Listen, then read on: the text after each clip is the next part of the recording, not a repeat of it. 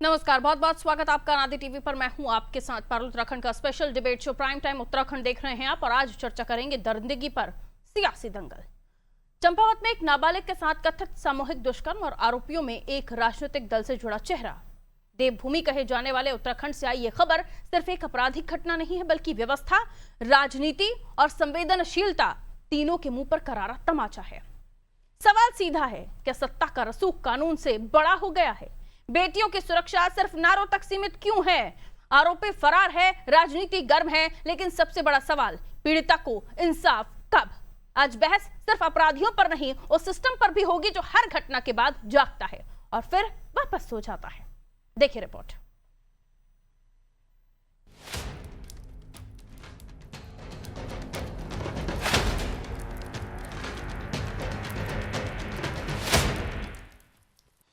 उत्तराखंड की चंपावत में 16 साल की नाबालिग से कथित सामूहिक दुष्कर्म की घटना ने पूरे प्रदेश को झकझोर दिया।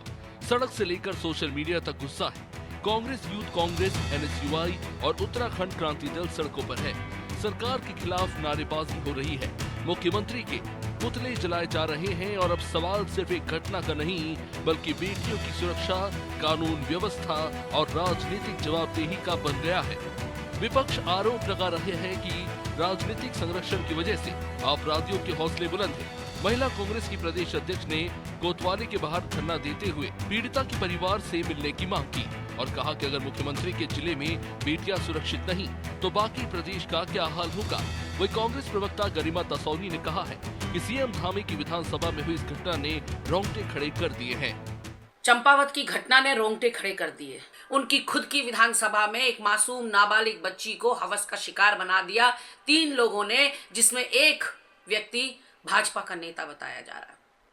मैंने वो वीडियो देखी जिसमें हाथ पांव बंधे हुए हैं उस बच्ची के और चाकू की नोक पर उसके साथ दुष्कर्म किया गया। वो कराह रही है दर्द से जब पुलिस प्रशासन उसको रेस्क्यू करने के लिए पहुंचा। हम महिला अपराध में नंबर 1 बन गए। NCRB में नेशनल क्राइम रिपोर्ट ब्यूरो कह रहा है उत्तराखंड नंबर 1 बन गया महिला अपराध में। कानों में जू नहीं रेंग रही है हमारे, क्यों? हमारे मुख्यमंत्री पूरे देश में सबसे जहरीली भाषण देने वाले नंबर 1 मुख्यमंत्री बन गए। हमारे कानों में जू नहीं रेंग रही है। वहीं इस मामले में सरकार की ओर से कहा जा रहा है कि कानून अपना काम कर रहा है, दोषियों को किसी भी कीमत पर बख्शा नहीं जाएगा। भाजपा प्रदेश प्रवक्ता हनी पाठक ने इस मामले में कांग्रेस पर राजनीति का आरोप लगा दिया और कहा कि जिस आरोपी का नाम आ रहा है भाजपा का उससे कोई लेना देना नहीं है, उसे पार्टी पहले ही हटा चुकी है। हमारी सरकार जो भी व्यक्ति गलत है उसके खिलाफ कठोर से कठोर कार्यवाही कर रही है। बच्ची के साथ जो हुआ है वो पूरी तरह से गलत है और हम भी उस बात का पुरजोर विरोध करते हैं। लेकिन किसी तरह से भी आप सरकार को उस कटघरे में लाएं, मुख्यमंत्री जी के चेहरे को बर्बाद करने की बात करें और इस तरह का प्रोपेगेंडा रचे, उससे आपको उबरना चाहिए। हर समय राजनीति अच्छी नहीं लगती। इस मामले में सियासी टकराहट बढ़ रही है। पहले से अंकिता भंडारी कांड में आरोपों का सामना कर रही भाजपा सरकार के लिए ये नई चुनौती है। चंपावत में बीजेपी कार्यालय के बाहर कांग्रेस और बीजेपी कार्यकर्ताओं के बीच झड़प भी हो चुकी है। महिला कांग्रेस की प्रदेश अध्यक्ष का आरोप है कि मेडिकल FIR और गंभीर आरोपों के बावजूद कार्रवाई में देरी क्यों हुई?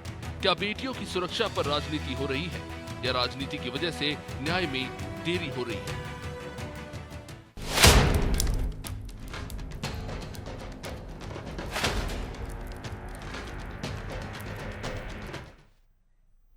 तो कब तक मासूम बेटियां, मासूम बच्चियां दरिंदगी का शिकार होती रहेंगी? कब तक आरोपी किसी न किसी के कनेक्शन के साथ होने की वजह से बच जाएंगे या फिर कम सजा पाएंगे? कब तक?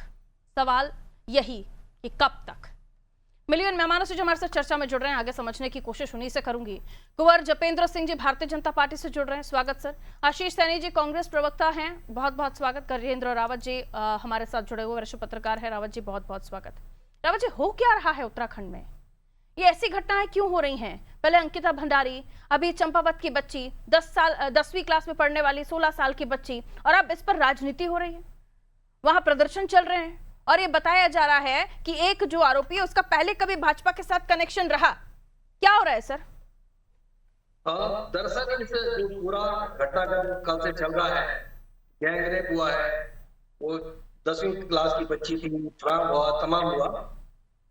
इस मामले को लेकर पहले खबर यह आ रही है कि उत्तराखंड पुलिस ने ये साबित किया है कि ये पूरा मामला फर्जी है और ये जो आपसी झगड़े हैं दो लोगों के, उनके बीच में उस बच्ची को एक मोहरा बनाया गया है। और जो हम कह रहे थे, जो दिन भर में खबरें चल रही थी, कराई जा रही थी कि भाई भारतीय जनता पार्टी के थे, दूसरे तीसरे पे गैंग रेप हो गया। अब पुलिस ने चूंकि इसको डिनाई कर दिया कि गैंग रेप नहीं हुआ है, ये बहुत गंभीर मामला है और ये दिखाता है कि क्या वास्तव में अब लोग अपने झगड़ों में अब बच्चों का इस्तेमाल करने लगे। और अगर ये है तो निश्चित रूप से बहुत गंभीर विषय है। और अगर किसी परिवार ने अपनी बच्ची को इस प्रकार से झूठ फैलाकर इस प्रकार की बात करके सामने लाए हैं, तो निश्चित रूप से जिन लोगों ने अगर ये प्रोपेगेंडा किया है, उनके खिलाफ कड़ी से कड़ी कार्रवाई होनी चाहिए। आपका झगड़ा किसी से हो सकता है, लेकिन आप अपनी बेटी को अगर मोहरा बनाने लग जाए तो मुझे लगता है कि समाज में इससे खराब कुछ नहीं हो सकता। हालांकि ये बात सत्य है कि उत्तराखंड में जो पुलिसिंग चल रही है, जो लॉ एंड ऑर्डर है, जो कानून व्यवस्था है, जिस प्रकार से एक के बाद एक घटनाएं आ रही है, कोई कह रहा है कि पुलिस के प्रेशर में आत्महत्या, किसी ने जहर खा लिया, कुछ कर लिया, ये तमाम बातें अपनी जगह नहीं है। पुलिस अगर गलत करे इनके खिलाफ भी कार्रवाई होनी चाहिए। लेकिन आज का जो ये प्रकरण है, जिस प्रकार से बातें आ रही है कि पुलिस ने ये साबित कर दिया है ये आपसी झगड़ा था, आपसी द्वंद्व, और ये सारा मामला फैब्रिकेटेड है, झूठ है। अगर ये ऐसा है तो निश्चित रूप से जिन लोगों ने ये मामला फैब्रिकेटेड बनाया है, इनके खिलाफ न्याय संगत धाराओं में कड़ी से कड़ी कार्रवाई होनी चाहिए। ये देवभूमि के मतलब कोई ये प्रयोग, ये कोई प्रयोगशाला थोड़ी है उत्तराखंड। तो मेरा मानना है कि अगर उस लड़की के माँ बाप ने, उसके परिजनों ने, आप दिन भर में बात चलने दी 50 लाख में पैचअप हो रहा है, कोई कह रहा है 20 लाख में हो रहा है, तरह की बातें आ रही है। ठीक सर। एक बेटी इस धरती पे बहुत मुश्किल से जन्म लेती है, लेकिन अगर आप इसको अपने इस प्रकार से इस्तेमाल करने लग जाए तो मेरा मानना है कि नारी शक्ति बंधन से लेकर और जितने भी प्रकरण है सामने आ रहे हैं, ये सब जो है झूठे साबित हो जाएंगे। इसलिए अगर वास्तव में अगर जो पुलिस की जो नई स्टोरी है उसमें दम है और सच है, तो निश्चित रूप से जिन लोगों ने बेटी को इस्तेमाल करने का काम किया है, उनके खिलाफ कड़ी से कठोर कार्रवाई होनी चाहिए। ठीक है सर, लौट रही हूँ आपके पास। लेकिन जिस अवस्था में उस बच्ची को पाया गया, जो मेडिकल रिपोर्ट्स भी बता रही हैं कि उसके शरीर में चोटों के निशान हैं, कुछ हद तक शुरुआती दौर में ऐसा दिखाई दे रहा है मेडिकल रिपोर्ट्स में, हालांकि पूरी तरह से इस बात की पुष्टि नहीं की है कि दुष्कर्म हुआ है। लेकिन कैसे हो सकता है कि एक डेयरी में वो निर्वस्त्र थी, उसे बचाया गया, उसे वहाँ से रेस्क्यू किया गया, रूह सिहर रही है ऐसा सोचकर भी कि क्या कुछ मंजर रहा होगा। लेकिन क्यों आखिर ये आरोप लग रहे हैं, मैं ये पूछना चाहती हूँ। मैं भारतीय जनता पार्टी से सवाल कर रहा हूँ। इस प्रदेश में वर्षों से ट्रेंड बन गया है, पुलिस भी बहुत झूठी कहानियां लेकर कोर्ट में खड़ी है, एक नहीं सैकड़ों बार हुई है। पुलिस की जो चार्जशीट हुई है उसको सैकड़ों बार कोर्ट ने खारिज किया है और साबित किया है कि पुलिस जो स्टोरी लिखी है वो गलत थी। ठीक है, आज कोई बात है, उसकी बात में इसलिए संदेह हो रहा है कि सुबह तक जो बात आ रही थी कि लड़की बांधी हुई थी, उसके पैर बंधे हुए थे, वो इंजर्ड थी, उसके साथ रेप हुआ, वो कह रही है। अगर उसकी बात में सच्चाई है तो इसका मतलब पुलिस झूठ कह रही है। अगर पुलिस झूठ कह रही है तो निश्चित रूप से इसकी भी गंभीरता से जांच होनी चाहिए कि क्या वास्तव में वो जो एक लड़के का वीडियो दिन में आ रहा था कि भाई उस परिवार को 50 लाख रुपए देकर पैचअप किया जा रहा है, पैसे देकर। ठीक है सर, अभी रुकिए। जपेंद्र सिंह जी, क्या आरोपी को बचाया जा रहा है क्योंकि वो पहले आपकी पार्टी के साथ कोई कनेक्शन रखता था? क्या जो कहा जा रहा है गजेंद्र जी की तरफ से कि हाथ पैर बंधे थे कि नहीं बंधे थे, क्या पुलिस इस पूरे मामले में मिली हुई है? क्या पैचअप कराने की पैसा देकर कोशिश की जा रही है? ये आरोप सब आप ही लोगों के ऊपर लग रहे हैं, कहिए कब तक न्याय अगर ऐसा है तो? पारुल जी, उत्तराखंड के अंदर जितने भी हम उत्तराखंड वासी हैं तो उनका कहीं ना कहीं किसी भाजपा के स्थानीय नेता से, किसी कांग्रेस के किसी स्थानीय नेता से ताल्लुक तो है। ताल्लुक इसलिए है कि सबको वोट देने का अधिकार है, सब वोट देते हैं, तो इसमें भारतीय जनता पार्टी का कनेक्शन कहां से आ गया? दूसरी बात, अपराधी होता है, अपराधी का ना कोई परिवार होता है, ना समाज होता है, ना उसका धर्म होता है। और जब मनुष्य के मानसिक स्तर को अपराधी की दृष्टि से वो कार्य करना शुरू करता है, जब वो अपराधी डिक्लेयर हो जाता है, तो कानून बिना किसी भेदभाव के अपना काम करता है। जिस तरह से देश का संविधान बना हुआ है, इसी तरह से सीआरपीसी और आईपीसी बनी हुई है, जिसमें प्रत्येक अपराध की सजा निश्चित है। अब कानून का काम होता है फैक्ट, एविडेंस और प्रूफ तलाश कर उस अपराधी के किए हुए उस अपराध को साबित करना, और ये गुड गवर्नेंस की निशानी होती है। और भारतीय जनता पार्टी के शासन काल में, गांधी जी के शासन काल में गुड गवर्नेंस के तहत ही पुलिस महकमा, पुलिस के अधिकारी चौकी स्तर से लेके डीजीपी स्तर तक सभी अपना अपना कार्य करते हैं। अब अगर किसी व्यक्ति ने अपराध करा है और उसका वो अपराध अक्षम्य है या जिसको क्षमा नहीं किया जा सकता, विशेष रूप से बच्चियों के साथ इस तरह का अपराध करने वालों को इस स्तर से क्षमा नहीं किया जा सकता, और भारतीय जनता पार्टी के शासन में तो बिल्कुल नहीं किया जा सकता। अब वो अपराधी उत्तराखंड का वासी है या अन्य किसी प्रदेश का वासी है, इससे फर्क नहीं पड़ता। हमारी नजर में अपराधी अपराधी है, और अपराधी को उसके किए की कड़ी सजा देना ये कानून का काम है, और कानून अपना काम बखूबी करता है। तो कानून अपना काम कर रहा होता सर, तो शुरुआती दौर में ऐसे मामले को बहुत हल्का बताने की कोशिश क्यों की गई थी कि शुरुआत में आपसी पहचान, शादी समारोह से जुड़ी सामान्य, पुलिस वालों का कहना है, इस तरह के बयान सामने आए हैं। देखिए कि पहले से शादी समारोह से जुड़ा हुआ सामान्य मामला बताया जा रहा था। अगर पुलिस के स्तर से किसी भी मामले में या किसी जांच में हीला हवाली की जाती है, उसमें जांच अधिकारी की कहीं संलिप्तता पाई जाती है, या कोई भी उच्च अधिकारी छोटे से लेकर बड़े स्तर तक का हो, अगर वो ऐसे मामलों में दोषी को बचाने का प्रयास करता है तो वो भी अपराध की श्रेणी में आता है। और जब ये मामला संज्ञान में आता है सरकार की, अभी तक क्या हुआ है सर इस मामले में? मुश्किल हो जाता है। अभी तक कितनी तेजी आई है ये बताइए, अभी तक क्या हुआ है? हमसे बेहतर आपको पता है, जांच के सभी तथ्य सामने आ रहे हैं। कौन से अपराधी को घेरने की तैयारी हो रही है ना? सभी सक्षम अधिकारी अपनी जांच का दायरा बढ़ा चुके हैं, ईमानदारी से अपनी जांच कर रहे हैं, और अगर उसके बावजूद भी आपके पास कोई ऐसा प्रूफ है कि कोई बचाने की कोशिश कर रहा है, तो लाइए बताइए, फिर उसका हाल देखिए। आशीष जी, हश्न बुरा होगा, अंजाम बहुत बुरा होगा, लेकिन इस पर राजनीतिक तौर पर देखना या इस पर राजनीति करना, बीजेपी का साफ तौर पर कहना है कि इसे नहीं करना चाहिए। कहिए आशीष जी, क्यों इस पर राजनीति? देखिए, पुलिस ने एक मामले की रिपोर्ट दर्ज की और उसमें जांच में जो लोग पकड़े गए, जो लोग आए, उनकी जब पहचान हुई तो उसमें उनका किसी दल से जुड़ा होना पाया गया। यदि केवल एक सवाल मैं उत्तराखंड की जनता से पूछना चाहता हूँ, यदि किसी गलती से अगर वो कांग्रेस से जुड़े लोग होते तो क्या जपेंद्र जी किसी शब्दावली का प्रयोग करते? जवाब है कि नहीं करते। राजनीति करने का काम केवल बीजेपी करती है, बेटियों की लाश पर, बेटियों की सम्मान पर, बेटियों की इज्जत पर। कांग्रेस पार्टी हमेशा सबके लिए बराबरी का और लड़ाई करने का काम करती है, और इस तरह की मानसिकता का समर्थन करने का काम कांग्रेस कभी कतई नहीं कर सकती। दूसरा, हमें अगर राजनीति करनी होगी तो भारतीय जनता पार्टी के खिलाफ सैकड़ों हजारों मुद्दे हैं, हम उन पर बात करते हैं, लेकिन बेटी को न्याय मिलना चाहिए और दोषियों को बिल्कुल। ये जो घटना है ये उत्तराखंड के सभी लोगों पर एक कलंक के समान है।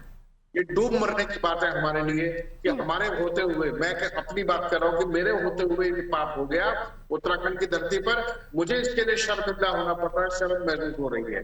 यदि किसी को शर्म महसूस हो ना हो, मुझे कोई मतलब नहीं है, लेकिन मेरे लिए बड़ी शर्मिंदगी की बात है। मैं आज अब इस तरह की जो भी बेटियां आज दिन भर में सड़क पे मिलेगी, कल मिलेगी, परसों मिलेगी, मेरी हिम्मत नहीं हो रही उनसे आंख मिलाने की, क्योंकि हम उस दोषी हैं कि हमने वो व्यवस्था नहीं कर पाए। आज भारतीय जनता पार्टी अपने आप कोई भी बात करे, कोई मतलब नहीं है कि सरकार है उनकी है, पुलिस की जिम्मेदारी है कि न्याय दे, सुरक्षा दे, और आज पुलिस का डर अगर अपराधियों में समाप्त हुआ है तो इसके लिए कोई भी जो जिम्मेदारी बनती है तो वो राज्य सरकार की बनती है। हम राज्य सरकार की और पुलिस की निश्चित रूप से इस मामले में आलोचना करेंगे।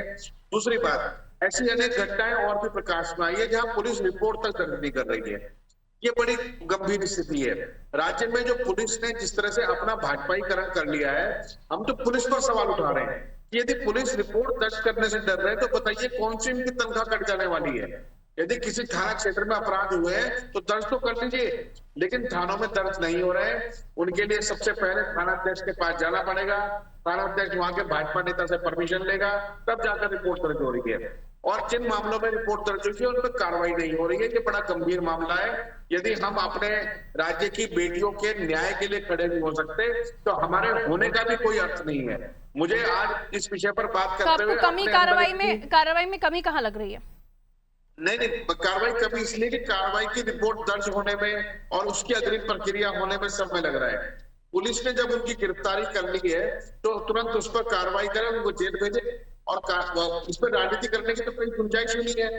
अगर वो पकड़े गए हैं तो भी और नहीं पकड़े गए हैं तो भी हम तो इस मामले में राजनीति से अपने आप को दूर रखते हैं। भाजपा की गर्दन पकड़ने के लिए हमारे पास हजारों विषय हैं, लेकिन बेटियों के सम्मान के साथ हम कोई समझौता नहीं करेंगे, ना उस राजनीति में पढ़ना चाहते हैं। ठीक है, कुंवर साहब जवाब दीजिए। हीला हवाली हो रही हैं, क्यों अभी तक उन्हें जेल तक नहीं भेजा गया है? सलाखों के पीछे क्यों नहीं आरोपी अब तक? सैनी साहब, हमारे जो ये साथी प्रवक्ता है ना कांग्रेस के, ये किसी भी मुद्दे का राजनीतिकरण करने में बड़े माहिर हैं और बड़े प्यार से उसे राजनीतिक रंग देने का जाहिर प्रयास करते रहते हैं। आप आलोचना कीजिए, आप पुलिस विभाग की आलोचना कीजिए, अच्छी बात है, हमें स्वीकार है और पुलिस विभाग भी स्वीकार करता है। तो अधिकारियों को इसमें पता चलता है कि भाई उनकी कार्य प्रणाली के ऊपर पक्ष विपक्ष दोनों की नजर है। ये तो एक स्वस्थ राजनीति होती है। लेकिन हर मामले में अपराधी के अपराध की चर्चा और उसे बड़ी सजा के ऊपर बात करने की जगह आप उसे भारतीय जनता पार्टी के पाले में डालें, भारतीय जनता पार्टी को दोषी बनाने का काम करें। ये कहीं ना कहीं एक कांग्रेस की विपरीत मानसिकता की तो निशानी है ही, लेकिन ये कोई बात नहीं, ये सुधरने वाले नहीं है। लेकिन ये निश्चित है कि उत्तराखंड के अंदर इस तरह के अपराधों की कोई जगह नहीं है और इस तरह के अपराधियों की जब चार्जशीट फाइल होती है ना तो फिर वो जेल से बाहर आने के लिए तरस जाते हैं और इस मामले में भी देखिएगा ऐसा ही है। ठीक है, धाराएं पॉक्सो एक्ट तक की भी लगी हैं, लेकिन आपने जो कहा कि आपके पाले में जाती है, बिल्कुल आपके पाले में ही जाएंगे सर, क्योंकि सरकार आपकी है, कानून व्यवस्था आप संभाल रहे हैं, बेटियों की को सुरक्षा आप ही लोगों की जिम्मेदारी है देने की। और अगर कानून का खौफ की जिम्मेवारी तो ना निभाइए। नहीं, मैं एक महिला होने के नाते एक बेटी के साथ, चाहे वो अंकिता भंडारी हो या कोई भी बेटी उत्तराखंड की हो, अगर उसे सुरक्षित माहौल देने की जिम्मेदारी आपकी है तो फिर जिम्मेदारी आपको ही लेनी पड़ेगी सर। और कौन, पुलिस किसके अंडर आ रही है, कानून किसके अंडर आ रहा है, क्यों नहीं है डर ऐसे लोगों में? अगर सरकार हमारी है तो निश्चित तौर पर हम कार्रवाई करेंगे, उससे कौन पीछे भाग रहा है। लेकिन क्या ये एक कांग्रेस के प्रवक्ता राजनीतिकरण के लिए काफी नहीं है जो आप भी उन्हें सहयोग करते हैं? मैं तो आपसे किससे पूछना चाहिए? सरकार किसकी है? आपकी है ना, सत्ता आपकी है, सरकार आपकी है, पुलिस आपके पास है, कानून आपके पास है। विभाग की आलोचना करिए, सरकार की आलोचना करिए, सरकार की आलोचना, मैं सिर्फ जवाब पूछ रही हूँ आपसे, क्योंकि आपने कहा कि आपके ऊपर डाल दिया जाता है। मैं उस बात से बिल्कुल इत्तेफाक नहीं रखती, क्योंकि जिम्मेदारी आप लोगों की ही है, कानून व्यवस्था आप ही लोग संभाल रहे हैं। एक बच्ची, एक महिला अगर सुरक्षा चाहती है तो उससे सुरक्षा देना आपकी जिम्मेदारी, तो उसमें भड़क क्यों रहे आप? पार्टी का नैतिक कर्तव्य और भारतीय जनता पार्टी अपने बिल्कुल, ये अच्छी बात कही आपने, ये अच्छी बात कही आपने, यही बात होनी चाहिए, क्योंकि आप लोगों की जिम्मेदारी है और हर एक बेटी को सुरक्षित माहौल देना भी आपकी जिम्मेदारी है। और अगर पुलिस ही शुरुआती दौर में हिला हवाली करने लगे तो फिर सुरक्षा होगी। सबको सुरक्षित माहौल देना, गुड गवर्नेंस देना, ये भारतीय जनता पार्टी की और युवा मुख्यमंत्री की जिम्मेदारी है। युवा मुख्यमंत्री बखूबी उसका निर्वाह कर दीजिए ना, फिर देने में समस्या क्या आ रही है? आप जितने भाषण दे रहे हैं वो काम करते हुए दिखाई क्यों नहीं दे रहे हैं? हम भाषण नहीं दे जनता पार्टी की सरकार के लोग महिला अपराधों के मामले में अपराधियों के पक्ष में खड़े होते हैं, ये शर्म की बात है। और ये शर्म हमें महसूस होती है क्योंकि जनता ये नहीं जानती कि कौन भाजपा ठीक है। कौन कांग्रेस का है। ओके, वापस आ रही हूँ सैनी जी। कुछ नेता अपराधियों के साथ खड़े हुए ठीक है सैनी जी, ओके, रुक जाइए, दोनों रुकिए। सैनी जी, ऐसा नहीं है कि सिर्फ उत्तराखंड ही ऐसा स्टेट है जहां पर इस तरह की घटनाएं हैं, उन राज्यों में भी हो रही हैं जहां पर आपकी भी सरकारें हैं। तो आपके पास क्या प्लान है, क्या रोड मैप है, कौन सा ऐसा जीनी है जिसकी वजह से इन घटनाओं को हम क्लीन जीरो पर। ओके सर, मेरा सवाल आने दीजिए जपेंद्र जी, सवाल आने दीजिए, प्लीज काम डाउन। तो ऐसा कौन सा आपके पास जीनी है या चमत्कारी तिलिस्म है जिसकी वजह से इन घटनाओं पर हम जीरो संख्या लिख सके? कोई प्लान है, कोई रोड मैप है? आपकी सरकारें ऐसा कुछ कर रही हो तो उसे उत्तराखंड फॉलो कर ले, क्योंकि आप लोग प्रदर्शन कर रहे हैं और सरकार के ऊपर ठीकरा फोड़ रहे हैं। कानून व्यवस्था संभालना हर स्टेट में, हर जहां की स्टेट गवर्नमेंट है उसका काम है, तो फिर आप इस पर राजनीति कर रहे हैं। आप लोग प्रदर्शन पर उतर जा रहे हैं। आपके जो प्रवक्ताएं हैं, महिला प्रवक्ताएं हैं, वो इसे महिला शक्ति और महिला सशक्तिकरण और न जाने किस किस से जोड़कर देख रही हैं। मैं तो चाहती हूं कि ऐसा कोई प्लान आप ही बता दीजिए। जी सुनिए पारुल जी, देखिए अपराध और अपराधियों पर नकेल कसना एक राज्य के लिए प्रभु एक चुनौती जपेंद्र के जी, रूप में देखा जाता है। ये सवाल मेरा कांग्रेस से था, क्योंकि जो वो आरोप लगा रहे हैं उनके पास इस आरोप के साथ साथ उसका हल भी तो होना चाहिए ना, क्योंकि ऐसा नहीं है कि सिर्फ भाजपा की सरकारों में ही ये काम हो रहे हैं, ये काम कांग्रेस की सरकारों में भी हुए हैं और अब भी ऐसे स्टेट है जहां पर आपकी सरकारें और ये सब हो रहा है। इसलिए सवाल मैं कर रही हूँ सैनी जी। को बचाने के लिए गिरह कर रहे हैं, इतना ही वहां काम करने थे। मुझे बताइए अपराधी, सुनिए मेरी बात पारुल जी, भारतीय राजनीति के इतिहास में भारतीय जनता पार्टी एकमात्र ऐसा दल है जो बलात्कारियों के, अपराधियों के पक्ष में खड़ा हुआ है। इन्होंने जुलूस भी निकाले, उनकी पेरोल भी कराई और उनकी जमानतें कराने में भी बीजेपी के लोग अव्वल हैं। पहली बार भारतीय राजनीति में देखने के लिए मिला है, वरना राजनीतिक रूप से छोड़िए, सामाजिक रूप से काम करने वाले लोग, सार्वजनिक जीवन में काम करने वाले लोग इस प्रकार के अपराध की हमेशा आलोचना करते हुए मिलेंगे। भारतीय जनता पार्टी के पास एक चश्मा है, वही देखता है कि अपराध कौन कर रहा है, फिर ये डिसाइड करते हैं कि हमें अपराधी के साथ रहना है या पीड़ित के साथ रहना है। Okay sir, Bharatiya Janata party के अंदर ये जो दोगलापन है, ये समाप्त करने के लिए आपने सुझाव मांगा है, मैं बता देता हूँ। पुलिस की एक महत्वपूर्ण जिम्मेदारी है कि पुलिस अपने कानून व्यवस्था का पालन करे। यदि पुलिस सरकार के एजेंडे पर चलने का काम करेगी तो निश्चित रूप से ऐसे अपराधों में पुलिस की संलिप्तता भ्रष्टाचार के रूप में पाई जाएगी, और यही पुलिस है जो गिरफ्तार भी करेगी, कार्रवाई भी कराएगी, न्याय भी दिलाएगी। गजेंद्र जी, तो दोनों चीजें एक साथ कहाँ लगता है आपको, कहाँ कमियां? स्वतंत्र करिए, अपराधियों के खिलाफ मजबूत करने का काम कीजिए और पुलिस के हाथ खुले रखिए। भारतीय जनता पार्टी के को उनका राजनीतिकरण करने की, उनका भाजपाईकरण करने की कोई आवश्यकता नहीं है, वरना बहुत से पुलिस अधिकारी कांग्रेस के खिलाफ जुलूस निकालते हुए पकड़े ठीक है सैनी साहब, रुकना होगा। गजेंद्र जी, कहाँ कमियां देख रहे हैं आप, कहाँ कमी है जिसकी वजह से इस तरह की घटनाएं हो रही हैं, और कांग्रेस के आरोपों से आप कितना सहमत, क्योंकि आप भी वहां की पॉलिटिक्स को देखते हैं, जमीन पर कितनी सुरक्षा है, जमीन पर कितनी मॉनिटरिंग हो रही है, कितना गश्त कर रही है पुलिस जी? चाहे एनसीआरबी की रिपोर्ट हो या जो तमाम घटनाएं हमारे सामने आई हैं, ये बेहद चिंताजनक है, ये मुमकिन शर्मसार करने वाली घटनाएं हैं। और का जो गृह विभाग मुख्यमंत्री के पास है, डीजीपी है या जो तमाम पुलिस कप्तान है, ये सब लोगों को तनख्वाह क्योंकि इस प्रदेश में लॉ एंड ऑर्डर बन जाता है, ये तो काम है, इस बात के पैसे ले रहे हैं लोग, इसलिए इसमें कोई वो नहीं है कि आप जिम्मेदारी दूसरे तीसरे पर डालेंगे। असल बात ये थी जो मैंने चर्चा की शुरुआत में कही कि उत्तराखंड की पुलिस ने आज के जो मसला था इसमें ये बताया है मामला झूठा है, गैर वो नहीं है, दो परिवारों के झगड़े में इस बात की झूठी कहानी सुनाई गई है। अगर ये वास्तव में ऐसा है तो बेहद चिंतनीय है।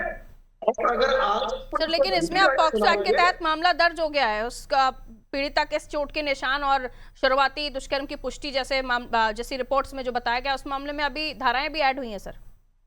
मैंने वो जो चीजें जो पुलिस ने अभी कुछ देर पहले बोला है, उन्होंने कहा वो क्या है कि इस प्रदेश में उत्तराखंड की पुलिस के ऊपर इतने भारी एलिगेशन है, झूठी भुगतना और फर्जी चार्ज बहुत लंबी फेहरिस्त है। मैं खुद पीड़ित हूं इस विषय का, ऐसे बहुत सारे मेरे बाद में ऊपर वाले की दया से कानून की जो ताकत है जो संविधान ने दी है, उसके कारण हम बरी हुए तमाम चीजों से, और सारे जो झूठे बोल पे झूठे सबूत पे। लेकिन मेरा मानना है कि आज का जो विषय है, क्योंकि आज का वो विषय किसी बेटी से जुड़ा हुआ है और मेरी बेटी के बाप है, वो दर्द हमारे बहुत अंदर तक है। अगर वास्तव में गैंगरेप हुआ है, रेप हुआ है, कुछ भी हुआ XYZ, ठीक, वो कड़ी से कड़ी कार्रवाई होनी चाहिए। लेकिन अगर इन्हीं लोगों ने अपने घर के झगड़े को लेकर अपनी बेटी को हथियार बनाया है, तो मेरा कहना है कि उन लोगों के ऊपर बहुत गंभीर से गंभीर धारा में जो है मुकदमा दर्ज होना चाहिए, उनके ऊपर भी कड़ी कार्रवाई होनी चाहिए। ये बेटी ठीक है। की नहीं है।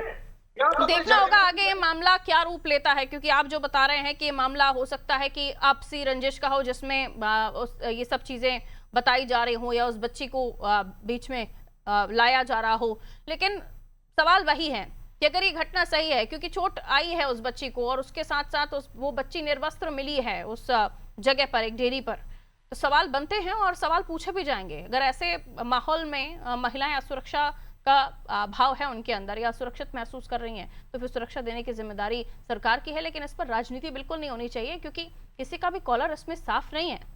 अगर नेताओं के नाम गिनना शुरू करूंगी तो कांग्रेस में भी उतने ही मिलेंगे, बाकी दलों में भी उतने ही मिलेंगे। इसलिए मैंने सवाल पूछा था कि ऐसा कोई जादुई तिलिस्म या ऐसी कोई रोड मैप आपके पास है, प्लान है ऐसा जिसकी वजह से इन घटनाओं को हम शून्य लिख दें, तो मेहरबानी करके बताइए। लेकिन ऐसा नहीं है, इसलिए जरूरी है कि घरों से शुरुआत कीजिए, संस्कार दीजिए और बेटियों को थोड़ा सा और जागरूक बनाइए। उन बेटियों को की सुरक्षा को लेकर थोड़ी सी और जागरूक, तो मुझे तो लगता है बच्चियों को मार्शल आर्ट जैसी भी ट्रेनिंग स्कूल्स में देनी चाहिए, ताकि इस तरह की घटनाओं के बीच वो अपने आप को बचा सके। लेकिन ऐसे दरिंदों को भी सलाखों के पीछे जल्द भेजना चाहिए ताकि एक नजीर पेश हो सके। दीजिए इजाजत, नमस्ते।